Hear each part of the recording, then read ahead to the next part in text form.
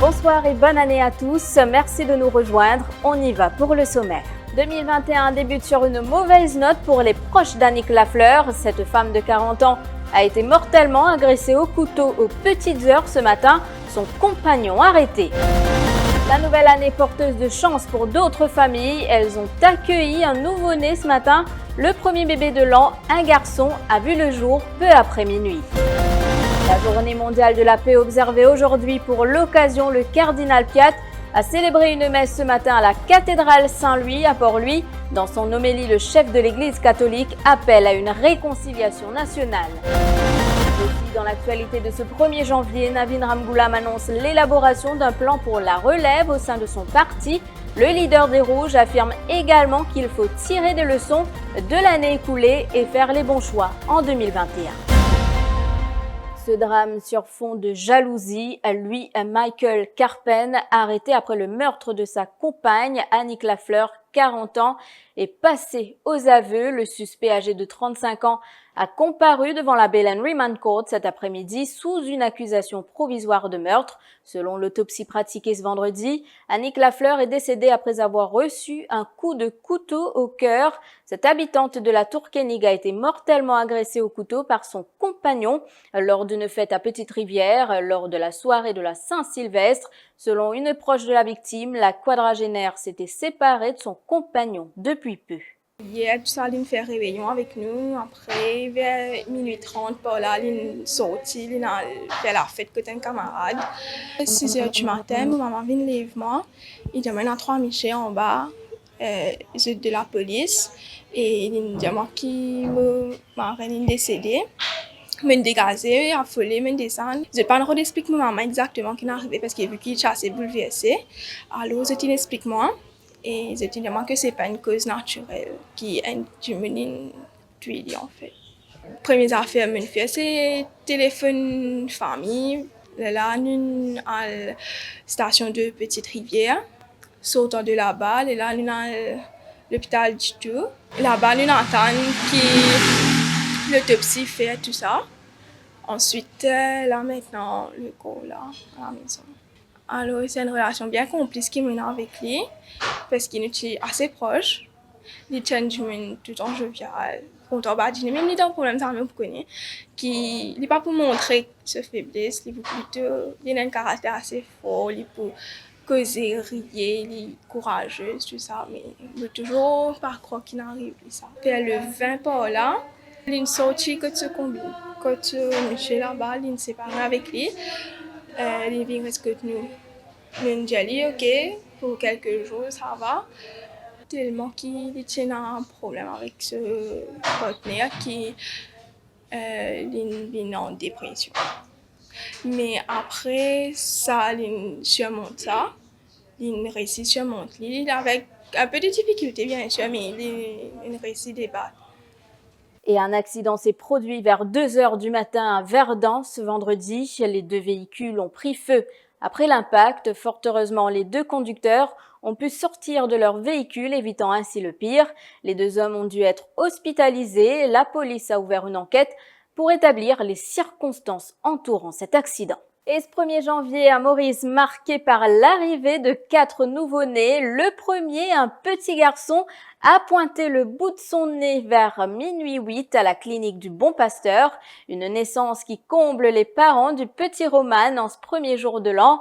L'hôpital de Rosebel a accueilli 2 bébés et un petit garçon, Aiden, né à 8h30 à l'hôpital Jitu. Des naissances accueillies avec bonheur pour tous ses parents. L'arrivée du petit Roman quelques minutes après minuit, une surprise agréable pour ses parents. Sa mère espère que cette naissance et cette nouvelle année apporteront plus de positivité à leur quotidien.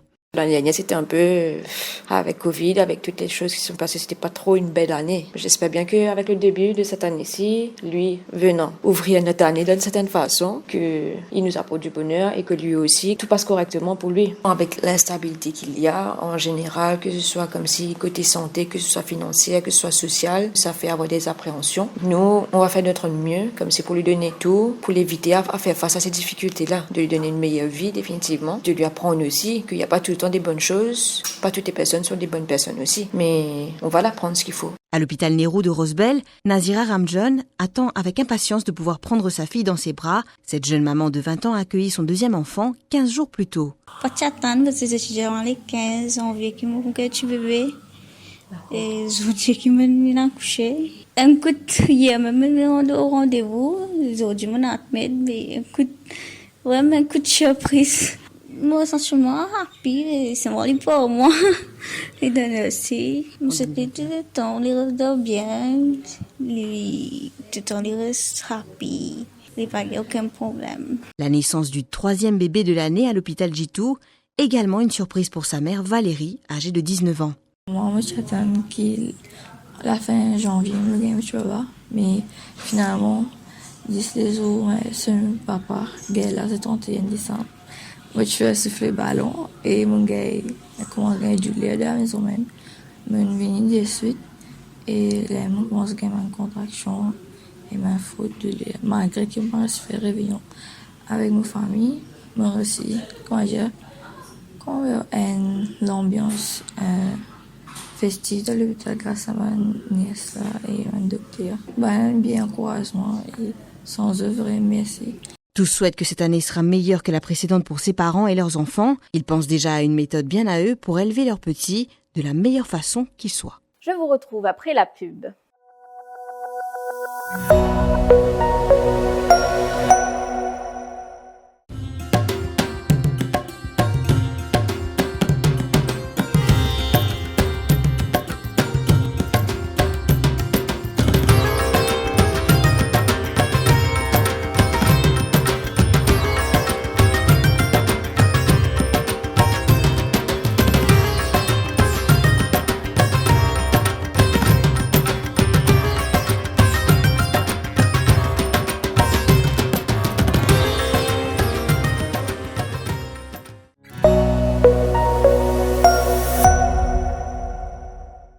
Le 1er janvier marque aussi la journée mondiale de la paix et à la cathédrale Saint-Louis ce matin, le cardinal Piat a célébré une messe et dans son homélie, le chef de l'Église catholique a plaidé pour une réconciliation nationale car selon lui, le pays sera confronté à un danger économique et social cette année. Le pays aura besoin de tous ses cerveaux et il faudra que ces personnes collaborent avec le gouvernement car c'est la pérennité du pays qui est en jeu, clame le cardinal Piat. Nous mettre l'intérêt de notre pays avant l'intérêt de nos business, ou l'intérêt économique, ou l'intérêt de nos partis politiques. L'intérêt du pays passe avant. Il y a une crise économique qui peut venir. Il y a une crise très grave dans tout ban. Et dans cette crise-là, lutter pour la justice là-dedans, c'est une question de vie ou de mort. Ça veut dire, nos pays pour tomber, ou bien les pour débout, selon que nous sommes capables de travailler ensemble. Et mon souhait le plus important pour notre pays, c'est qu'il y ait des gens qui ont l'expérience, des gens qui ont la sagesse. Nous sommes dans tout parti politique, dans tout bord, dans toute communauté. Nous devons mettre la tête ensemble avec le gouvernement pour trouver un chemin à travers cette crise économique qui peut venir. Nous ne sommes pas capables de rester, nous guetter nous de loin comme les chiens avec les chats.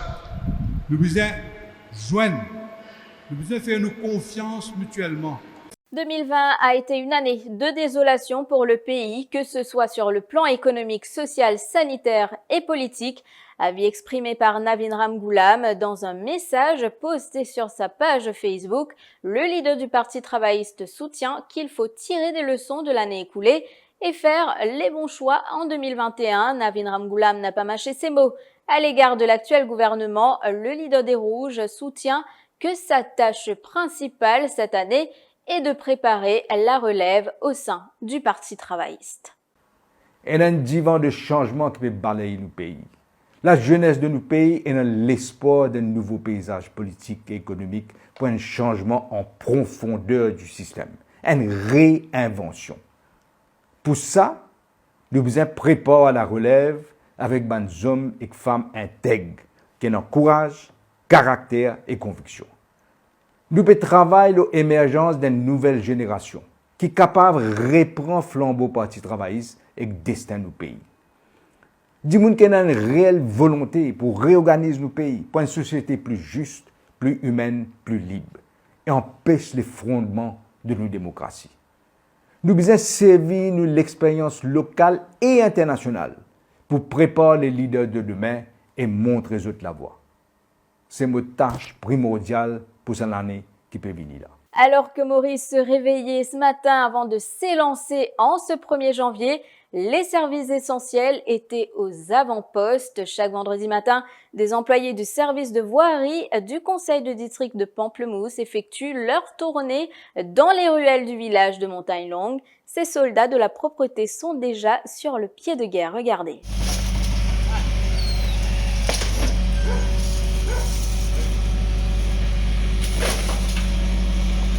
C'est ici que prend fin cette édition. Merci de l'avoir suivi. Je vous souhaite de passer une excellente soirée.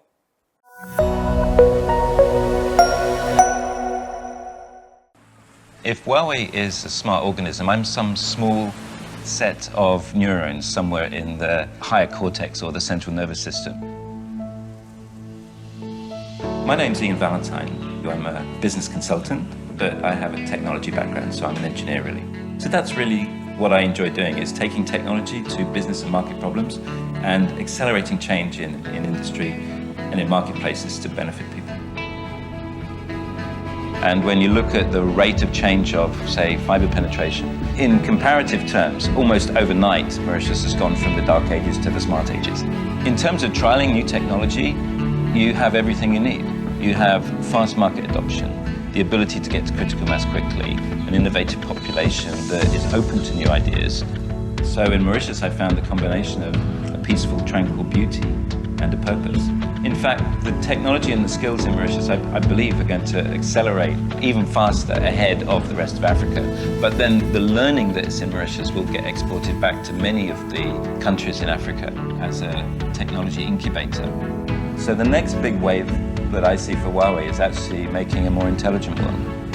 And not an intelligent world that overpowers us as human beings, but an intelligent world that makes the world a better place for us as human beings. It's a joy to work for Huawei Mauritius because each one of our efforts has more impact, more visible impact.